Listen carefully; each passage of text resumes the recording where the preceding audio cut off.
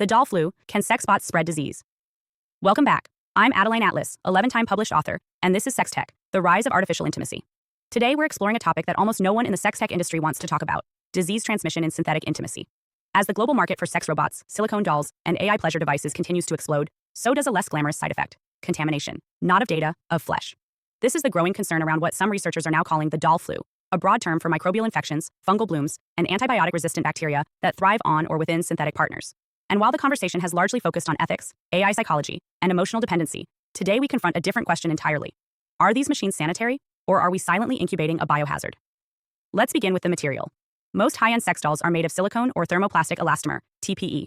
These substances were chosen for their flexibility, softness, and skin-like texture. But they share a crucial flaw: they're porous.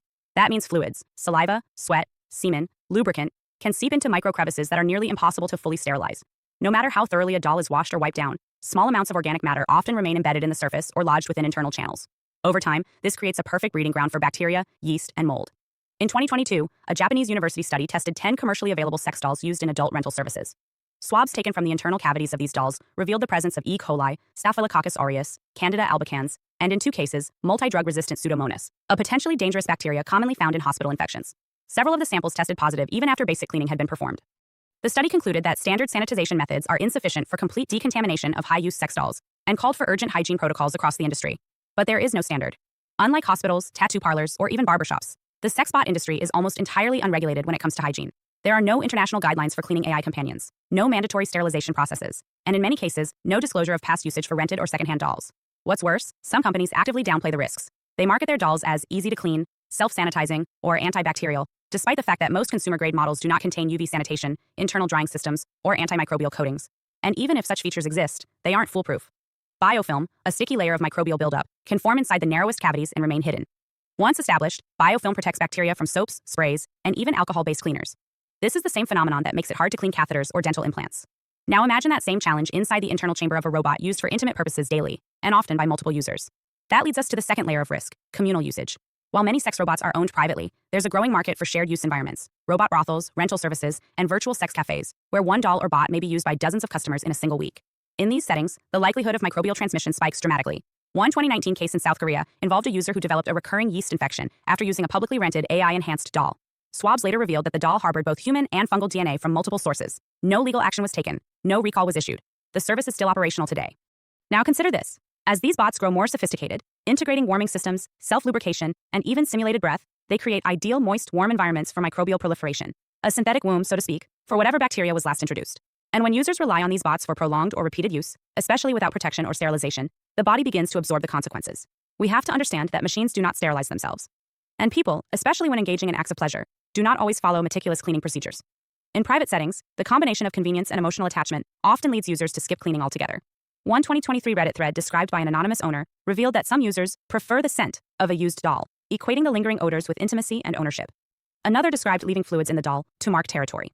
In this environment, infection is not an accident. It's inevitable. Let's talk about disease transmission. While a sex bot cannot give you a sexually transmitted infection in the traditional sense, because it isn't human, it can act as a passive vector for pathogens. Just as unclean sex toys can transfer bacteria, viruses, or fungi from one partner to another, so too can robots. The difference is scale. Robots are more complex. They have joints, seams, artificial orifices, internal sensors, sometimes even moving parts that collect warmth and moisture. Cleaning them properly requires disassembly, specialized tools, and in some cases, removal of the AI hardware to avoid short-circuiting. Most users do not perform this kind of deep cleaning. Most manufacturers don't even recommend it. The result is a new kind of disease vector, a synthetic sexual surface that mimics flesh but fails to replicate immune defense. And no, wearing condoms doesn't fully solve the issue. Because contamination doesn't just happen inside orifices. It happens on hands, on skin contact surfaces, on AI faces programmed to simulate kissing and oral stimulation. It happens through improperly cleaned accessories, and it happens invisibly because we've been conditioned to believe that plastic is clean, that technology is sterile, and that synthetic equals safe. But no surface is safe without sanitation, and no sanitation exists without standards. So why hasn't the industry addressed this? The short answer is money. Acknowledging biohazards would mean accepting liability. It would force companies to design safer, more expensive cleaning systems, provide sanitization guidelines, and possibly even slow down production. It would also risk scaring off new customers, especially those seeking anonymous pleasure or quick rentals. So instead, the industry operates in a kind of collective denial. Terms like antibacterial are used vaguely.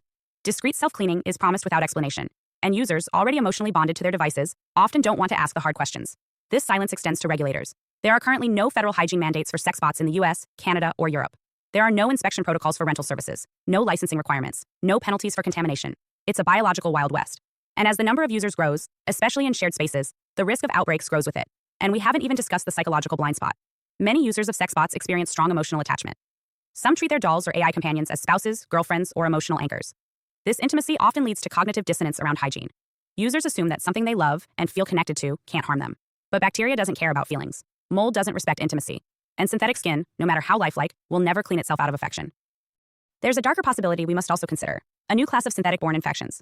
As these devices become more common, and as unregulated materials are used by cheap manufacturers in black markets, we may begin to see outbreaks of infections that originate in hybrid environments, places where organic fluid and synthetic surfaces collide.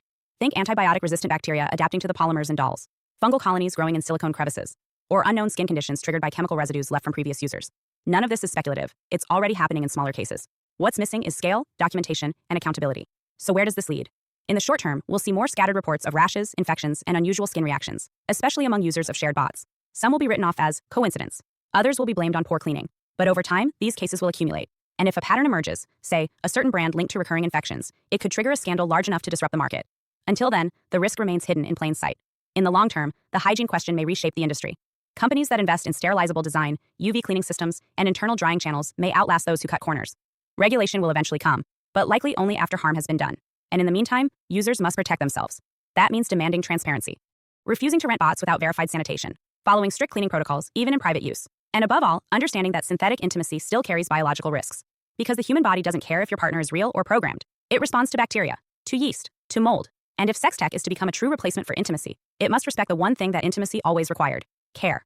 This is sex tech, the rise of artificial intimacy. And this is what happens when we assume synthetic means safe, and forget that even plastic can grow parasites in the dark. Hi, I am Adeline Atlas, 11 times published author, and SOS, School of Soul has a brand new series, the AI and Future Technology series. Look, you know the world is changing, and no, it's not going back to normal. Normal is over, and what's coming next is beyond anything we were prepared for. The School of Soul, AI and Future Technology series includes 319 videos on 1. The Download Society, How Data Has Replaced Destiny. 2. Predictive Future, Your next moves aren't random, they're forecasted.